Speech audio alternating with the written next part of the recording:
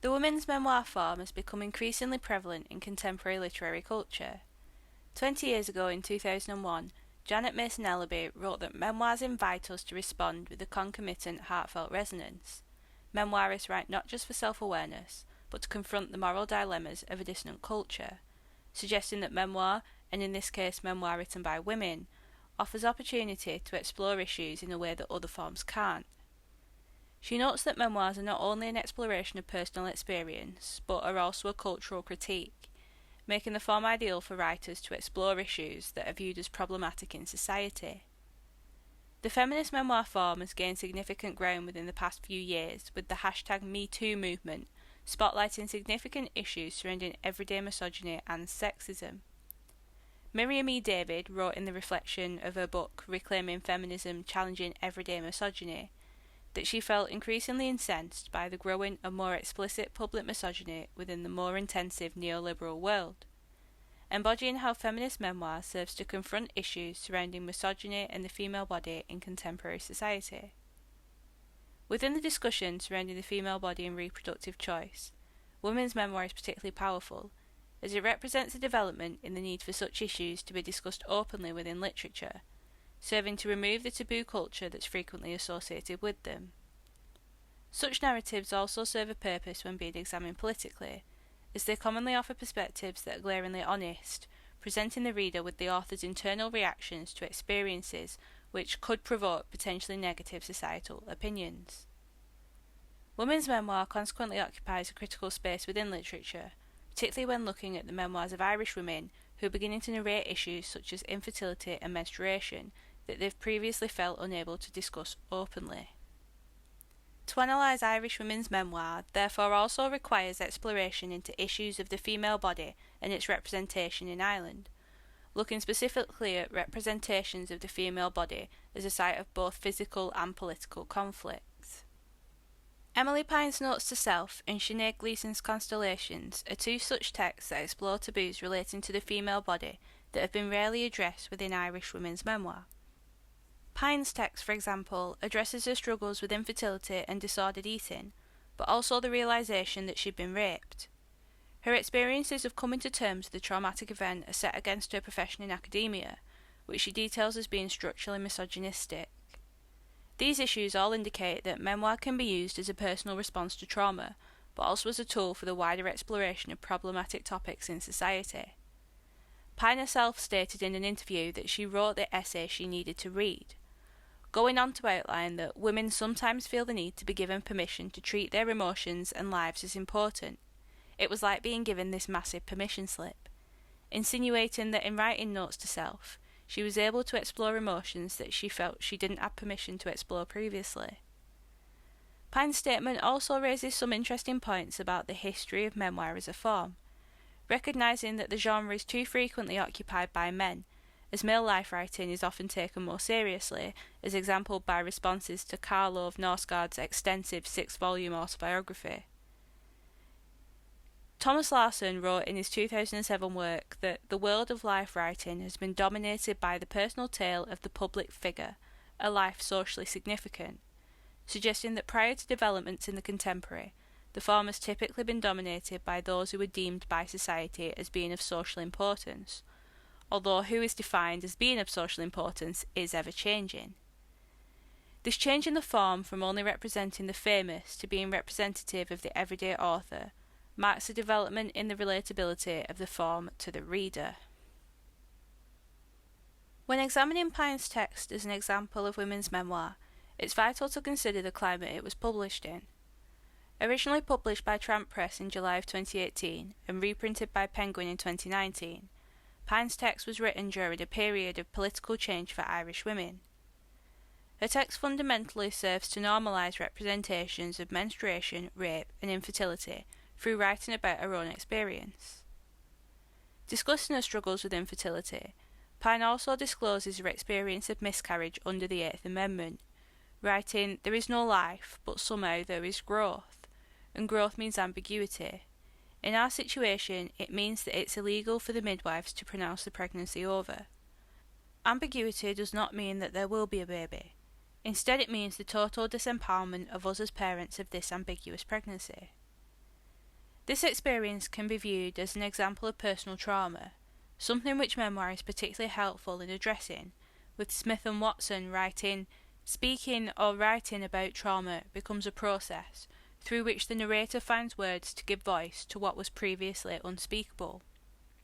Women's memoir therefore becomes a form of scriptotherapy, writing that is cathartic to the author and offers a release of previously repressed experiences. Within Pine's text, her exploration of her own miscarriage under the Eighth Amendment not only allows her to explore her own emotions, but also offers opportunity for readers to understand the emotions that accompany a traumatic experience, representing a development within Irish writing in the discussion of issues such as miscarriage and abortion. Pine goes on to write, "I feel short-changed because of those weeks when we were denied the right to information on our fetus, and because after the miscarriage, time and again, I met the attitude that as a woman, I'm only the one who feels, not the one who thinks, not the one who should have access to information, not the one who should be empowered to control her own body." Addressing again the perceived role of women within Irish society. By discussing her feeling of a lack of autonomy over her own body in the wake of a miscarriage, Pine also addresses one of the fundamental issues of the Eighth Amendment that was repealed just 2 months prior to the publication of her text, that women had little to no control over their own reproductive systems, particularly once pregnant. Pine also recognises an idea of women that is widespread and well represented within historical literature, that women are emotional beings and not, in the view of a patriarchal society, capable of processing difficult information. This view of women is highly misogynistic and sexist, implying that in comparison to a man, a woman is incapable of being in control of her own body, mirroring historical religious expectations of women to be pure homemakers. Pine views this as an issue of rights, noting that she was denied the right to know what's happening to her own body. Again, control over the information disclosed being relinquished to a patriarchal governance instead of to the woman herself. This in turn can be considered another example of trauma that Pine explores through her writing, but is also able to be recognised by other women who have undergone similar experiences. Within Notes to Self, Pine also addresses the topic of menstruation, particularly in her chapter Notes on Bleeding and Other Crimes.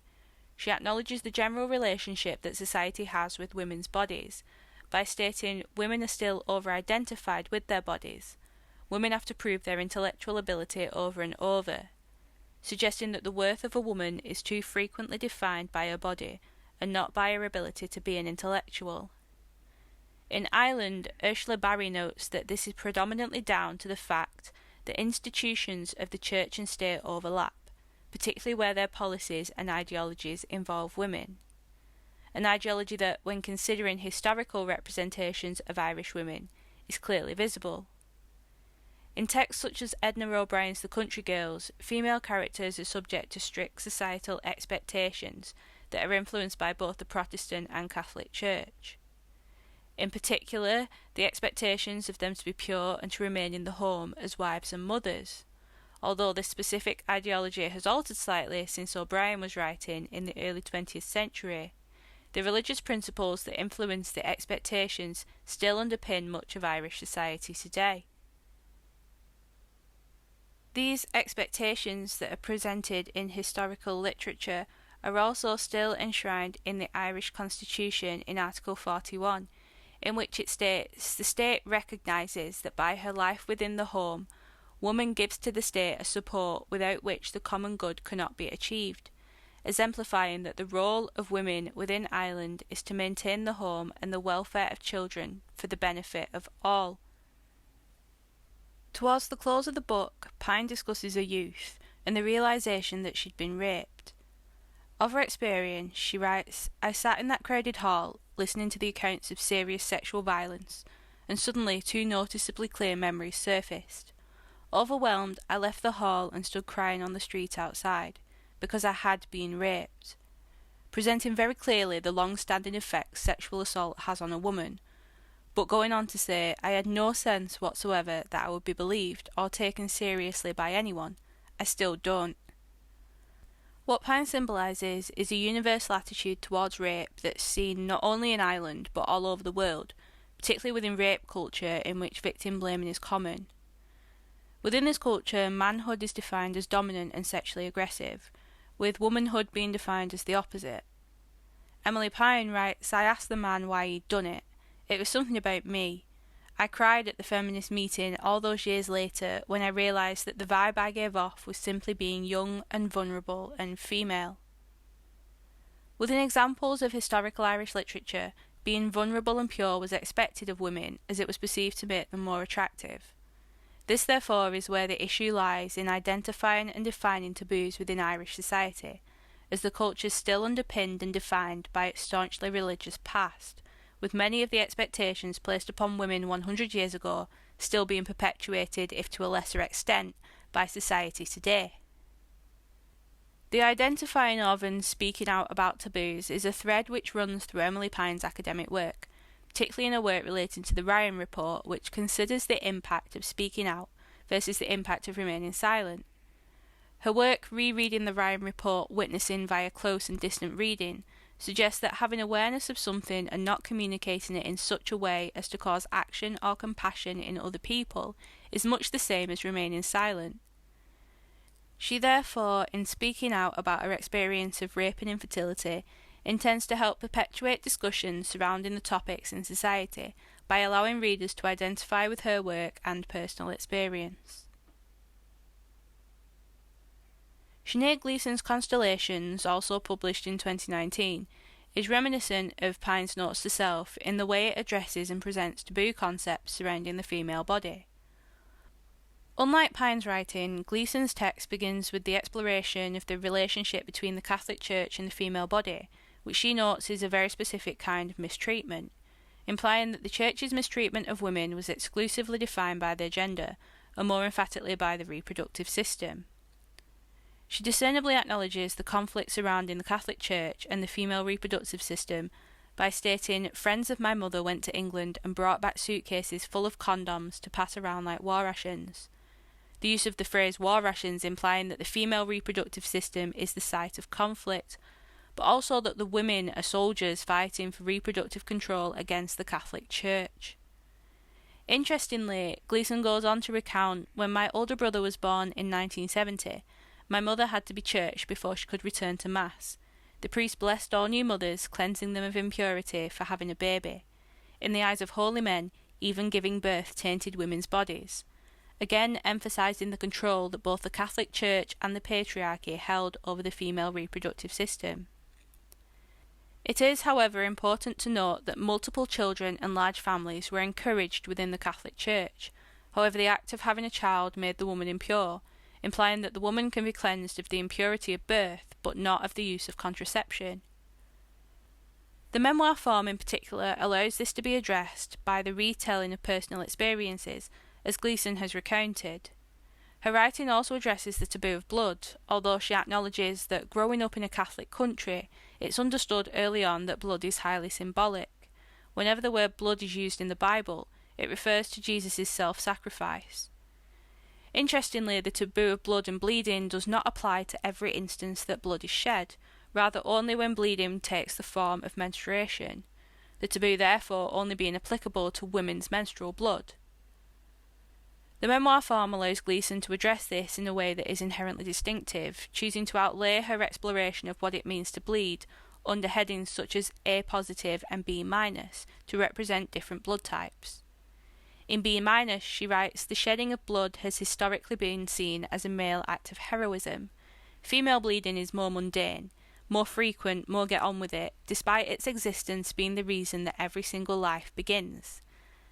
A statement backed up by Gloria Steinem, who said if men menstruated, they would brag about how much and for how long. It's the form in which she's writing that enables Gleason to address issues surrounding the perceived shame of menstruation so openly, as the memoir allows that which is usually kept private to be publicly declared. The lack of critical writing specifically on women's memoir also leaves available the opportunity for authors to develop the form through their own writing, without being constrained by preconceived expectations of how the form should be presented, allowing both Gleason and Pine to explore their experiences without restrictions. Gleeson is therefore free to present the taboo of menstruation in such a way that questions the difference between bleeding and menstrual bleeding, two acts which have vastly different societal values. She chooses to examine menstruation through examples of how other authors and artists have challenged shame within their own work. She particularly focuses on Rupi and Prabh Kaur's period, writing, "Kaur's work makes visible what women are meant to conceal. These images render the private public," a statement that could be true about her own text if the purpose of a memoir is understood to be a public declaration of a private experience. By exploring the taboo not only through her own experience, but through many different sources, Gleeson also highlights that the issue of shame is universal and is a question of how the female body and reproductive system are viewed within wider society.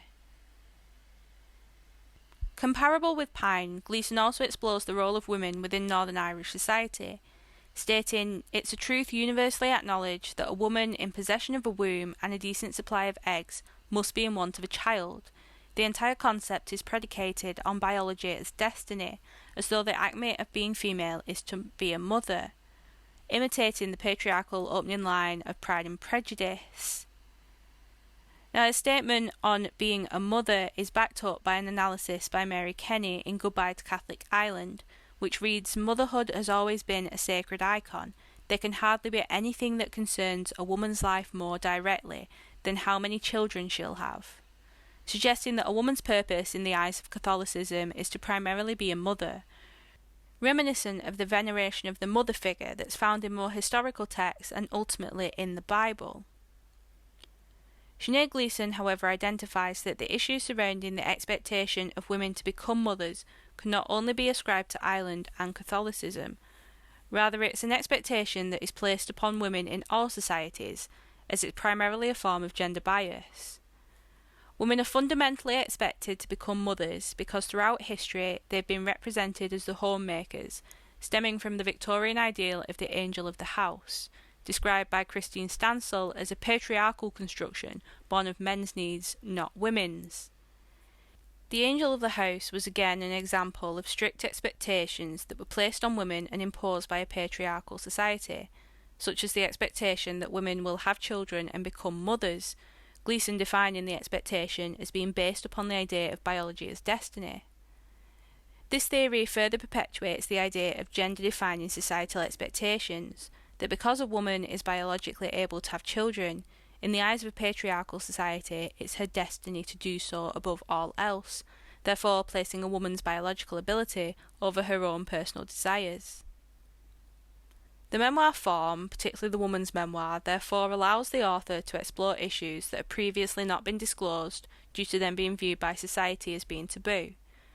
It can be concluded that Emily Pine and Sinead Gleeson's texts are beneficial when examining the memoir form, as they explore taboos that are both specifically associated with being an Irish woman and also more widespread, such as issues of reproduction paired with taboos surrounding menstruation. The texts offer the opportunity to explore the effect of societal taboos within contemporary society through their own personal experiences, but also to explore the underlying causes of the topics they are discussing by looking at the link between state and church in Ireland. It can be determined that many of the taboos discussed within women's memoirs are informed and perpetuated by Ireland's patriarchal religious past, only being upheld today by the fear that was created surrounding them, but being dismantled by texts such as Pine and Gleeson's, which serve to break down historical taboos and stereotypes by ingenuously discussing the author's personal experiences. Women's memoir is therefore a highly sophisticated style of writing which serves to question society's perceived normalities through the exploration of personal experience and emotion, helping others to recognise that their experiences of taboo topics, such as rape and miscarriage, are valid and can be discussed in a way that is non-judgmental. The memoir form can consequently be recognised as a personal form of writing that serves to break down stereotypes and unite experiences.